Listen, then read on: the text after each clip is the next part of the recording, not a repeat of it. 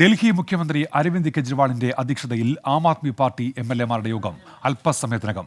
യോഗത്തിന് ശേഷം 1 മണിക്ക് പാർട്ടി ആസ്ഥാനത്ത് അരവിന്ദ് കെജ്രിവാൾ മാധ്യമങ്ങളെ കാണും. ഇന്ന് 2 റോഡ് ഷോകളിൽ കെജ്രിവാൾ പങ്കെടുക്കും. അതിനിടെ ആം ആദ്മി പാർട്ടിയെ പിളർത്താൻ അമിത്ഷായും ഭഗവത് മാനും തമ്മിൽ ധാരണ എന്ന ആരോപണവുമായി പഞ്ചാബ് മുൻ ഉപമുഖ്യമന്ത്രി സുഖ്ബീർ സിംഗ് ബാദൽ രംഗത്തെത്തി. ഡൽഹിയിൽ നിന്ന് ആർ അച്യുതൻ ഇപ്പോൾ വിവരങ്ങളുമായി ചേരുന്നുണ്ട്. അച്യുതൻ, നമ്മൾ ഇന്നലെ കണ്ടതാണ്, പ്രചാരണ രംഗത്ത് അങ്ങനെ കളം നിറയുകയാണ് അരവിന്ദ് കെജ്രിവാൾ.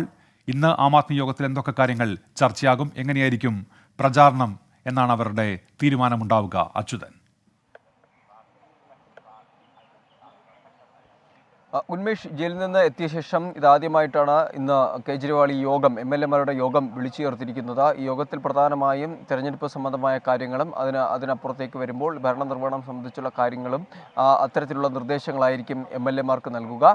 ഈ വീടുകൾ കയറിയിറങ്ങി പ്രചാരണം നൽകുന്നതിന് എംഎൽഎമാർ മുൻകൈ എടുക്കണമെന്നടക്കമുള്ള നിർദ്ദേശങ്ങൾ അത് കേജ്രിവാൾ ഈ എംഎൽഎമാർക്ക് നൽകും. എന്തായാലും 11 മണിക്കാണ് യോഗം പറഞ്ഞിട്ടുള്ളത്. ഇത് അല്പം മുൻപ് മന്ത്രി അതിഷി ഇവിടെ എത്തിച്ചേർന്നിരുന്നു.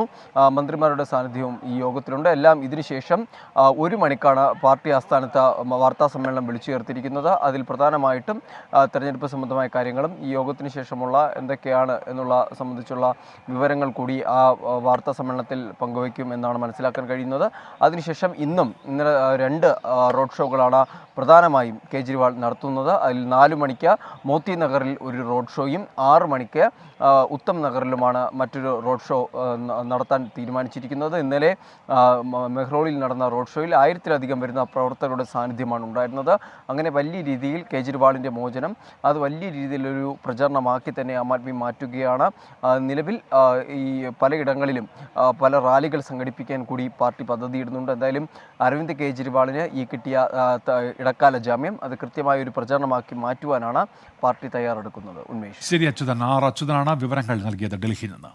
ലോകത്തെവിടെയായാലും ഏത് സമയത്തും 24 വാർത്തകളും ഓഗ്മെന്റഡ് റിയാലിറ്റി പാക്കേജുകളും എക്സ്പ്ലെയിനറുകളും വിശദമായി കാണാൻ ഞങ്ങളുടെ യൂട്യൂബ് ചാനൽ നിങ്ങൾക്ക് സബ്സ്ക്രൈബ് ചെയ്യാം.